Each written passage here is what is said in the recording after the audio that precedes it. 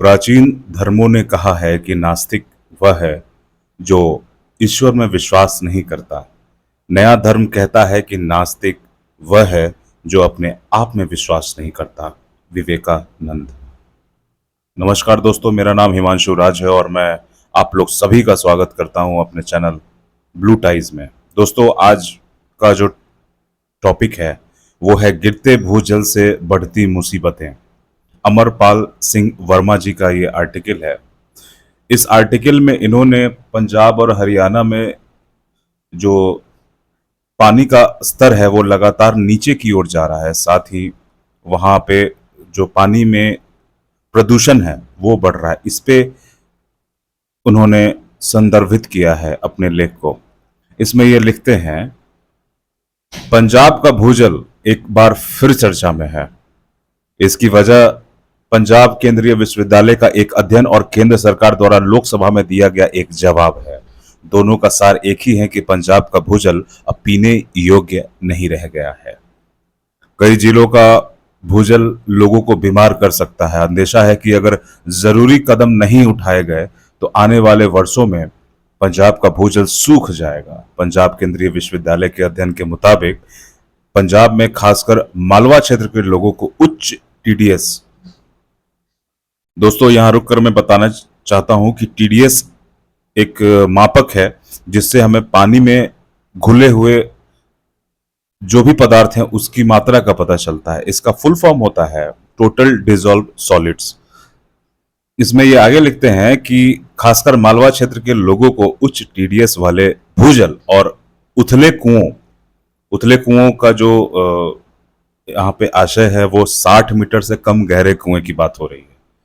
उथले कुओं का पानी पीने से परहेज करना चाहिए क्योंकि इनमें उच्च स्तर के जहरीले प्रदूषक खासकर यूरेनियम और फ्लोराइड पाए गए हैं।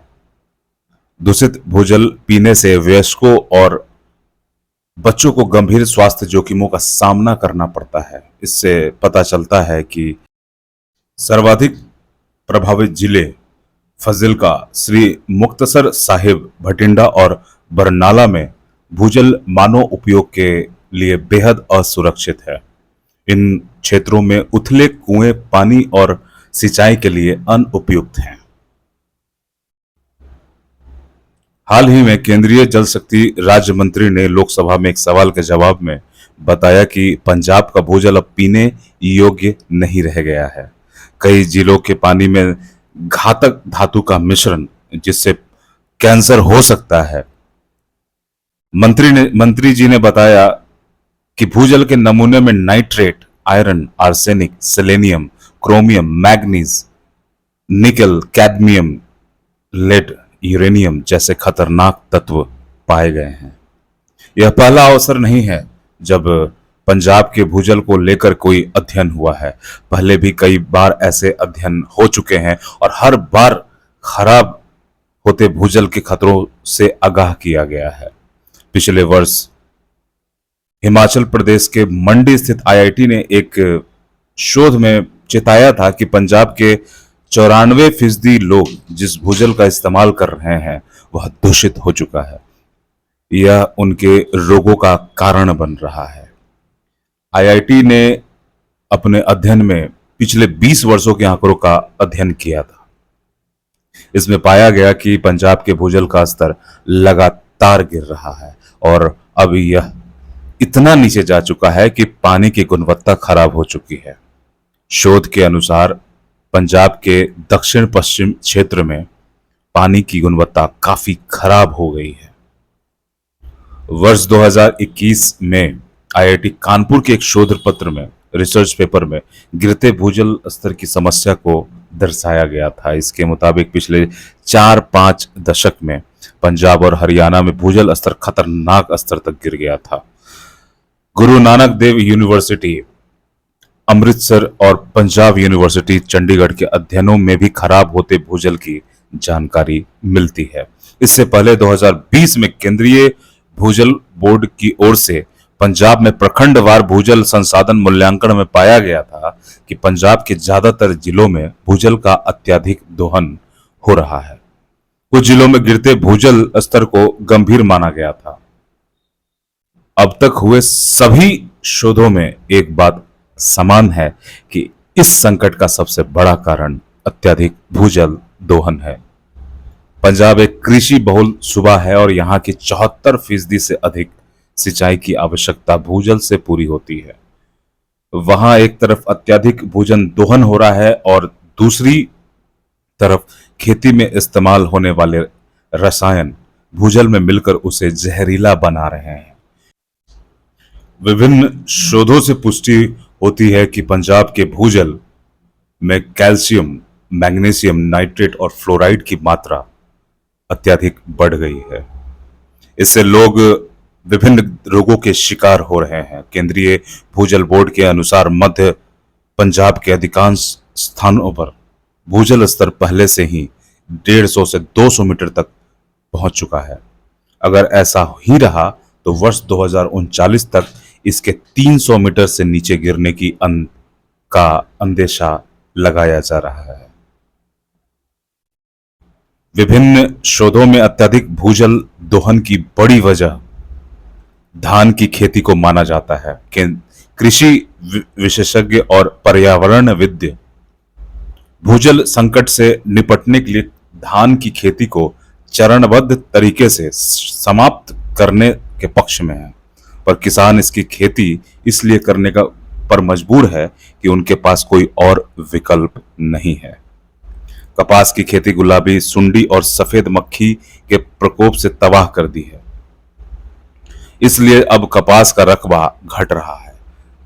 पंजाब के किसानों को धान से अच्छी आमदनी हो रही है। अगर वे धान के बजाय दूसरे फसलों की खेती शुरू भी कर दें तो उन्हें उनकी सुनिश्चित खरीद और वाजिब दाम मिलने का अंदेशा है। कुछ विशेषज्ञ खेती के लिए मुफ्त बिजली को अत्यधिक भूजल दोहन की वजह बताते हैं। वे सलाह देते हैं कि अगर नलकूपों के लिए सरकार मुफ्त बिजली देना बंद कर दे तो भूजल दोहन में कमी आ सकती है। उधर सरकारों की अपनी राजनीतिक मजबूरियां हैं। कोई भी सरकार मुफ्त बिजली बंद करने का जोखिम नहीं उठाना चाहती। विशेषज्ञ सूबे की नहर आधारित सिंचाई तकनीकों को बेहतर बनाने के लिए ब्रिटिश काल की नहर प्रणालियों को फिर से तैयार करने पर जोर दे रहे हैं। अब तक हुए सभी अध्ययन जहां पंजाब में भूजल प्रदूषण की चिंताजनक स्थिति दर्शाते हैं, वहीं नीति निर्माताओं को जल्द सार्थक कदम उठाने के लिए भी आगाह करते हैं। केंद्रीय भूजल बोर्ड के 2019 की एक रिपोर्ट में यहां तक कहा गया है कि अगर भूजल दोहन की मौजूदा दर जारी रही तो आगामी 22 वर्षों में राज्य का इस्तेमाल करने लायक भूजल खत्म हो जाएगा। बोर्ड की इस रिपोर्ट को 5 वर्ष बीत चुके हैं। इस दौरान इस दिशा में कोई सार्थक कदम नहीं उठाया गया है। शोधकर्ता ने समय समय पर हानिकारक प्रभावों को कम करने के लिए सामुदायिक स्तर पर रिवर्स ऑस्मोसिस आरओ प्लांट स्थापित करने और सामुदायिक जल भंडारण टैंकों में नहर के पानी के साथ भूजल को मिलाने और घरों में आरओ आधारित जल शोधक स्थापित करने के सुझाव दिए हैं। पंजाब केंद्रीय विश्वविद्यालय ने अध्ययन से सामने आए सार्वजनिक स्वास्थ्य संकट के समाधान के लिए तत्काल कार्रवाई करने की जरूरत पर बल दिया है। विश्वविद्यालय ने प्रभावी जल प्रबंधन और उपचारात्मक रणनीतियों को विकसित और लागू करने के लिए भूजल निगरानी बढ़ाने के लिए कहा है। जितने भी आवश्यक कदम उठाने की अनुशंसा विशेषज्ञों ने की है, उन्हें धरातल पर उतारने के लिए जल्द ही काम करना होगा। इसके लिए जहां किसानों और आम लोगों में जागरूकता बढ़ाने की जरूरत है, वहीं सरकारी एजेंसियों, उद्योगों, शोधकर्ताओं और स्थानीय समुदायों को समन्वित सहयोग भी लेना होगा। यह एक ऐसी समस्या है जिसे नजरअंदाज किया जाता रहा तो पंजाब के साथ पूरा देश इसके दुष्परिणाम झेलेगा। विशेषज्ञों की चेतावनी है कि अगर पंजाब का भूजल अगर सूख गया तो यह देश के खाद्य सुरक्षा के लिए बड़ा खतरा साबित हो सकता है।